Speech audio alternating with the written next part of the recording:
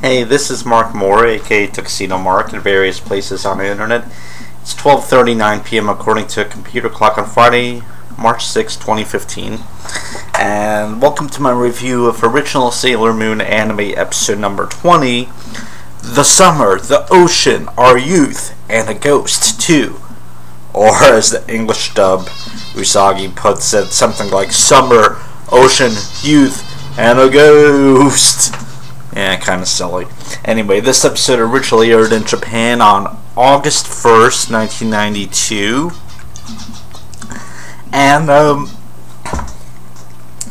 it is actually,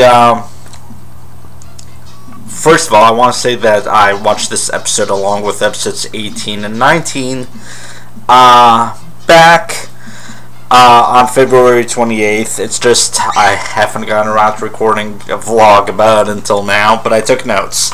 So, okay. First of all, this episode is very, very irrelevant. It's possibly one of the most irrelevant episodes in the entire series. It has nothing to do with the fight against the Dark Kingdom, except that the girls are going on a training program to pick up their skills and stuff like that. No elaboration is given on this, except that it's a Sailor Guardian training program. It's summer break, which, okay, I don't know how Japanese school years work once they come back from summer break. Are they still in the 8th grade? I think they're supposed to be in 8th grade. Anyway, it's a vacation, basically. That's what the girls are gonna do. They're gonna be on vacation.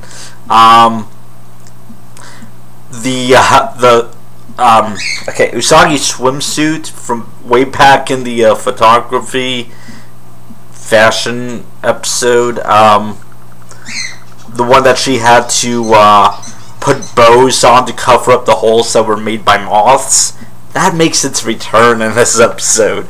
Yeah, it's a nice detail that they remember that. I guess it's the one swimsuit that she owns.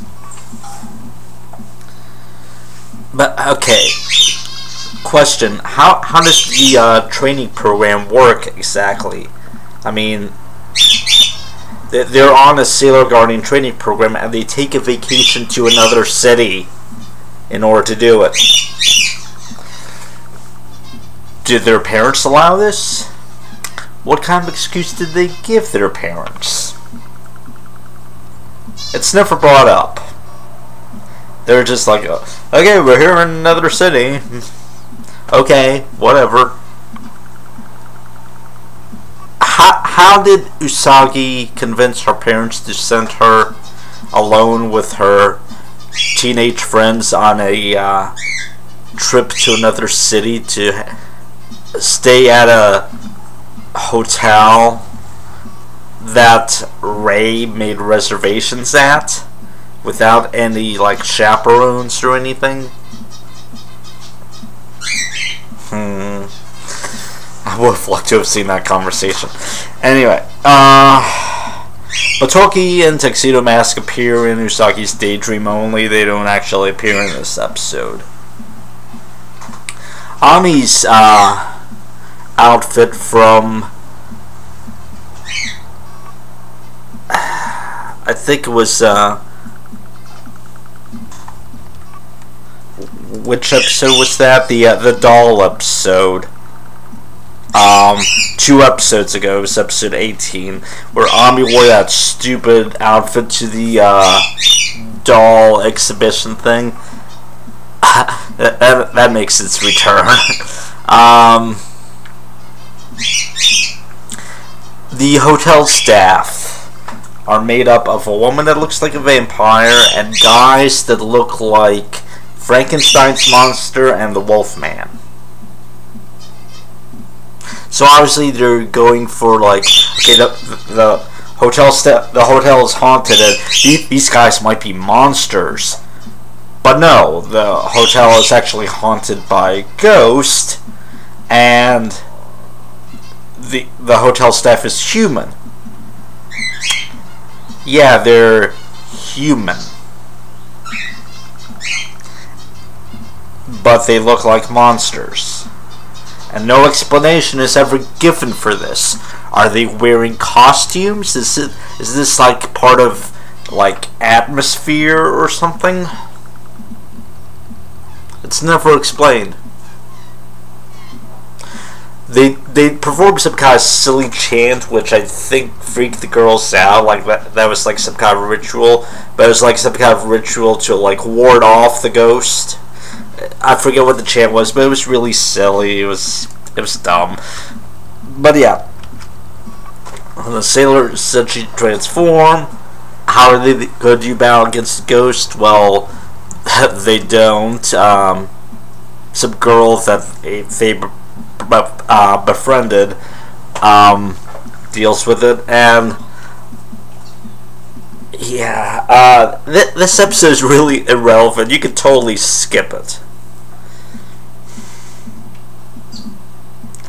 I did notice one scene where Usagi snatches a book away from Ami while she's reading because she brought a book to read on the beach.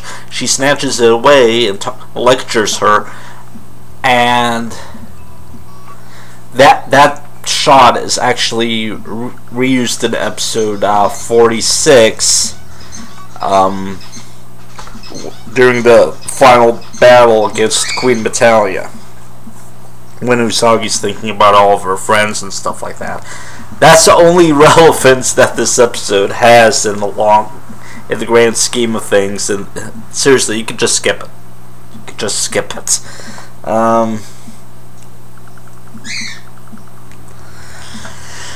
But, okay, since there's not much to say about this episode, I'm going to address something else that I actually should have addressed. We're now 20 episodes in, nearing the halfway point of the first season. What has the Dark Kingdom been doing while these girls are on vacation in another city? Would they come back to Tokyo and find that it's been like completely destroyed, that the Dark Kingdom has taken over? No, of course not. Because the Dark Kingdom is polite that way.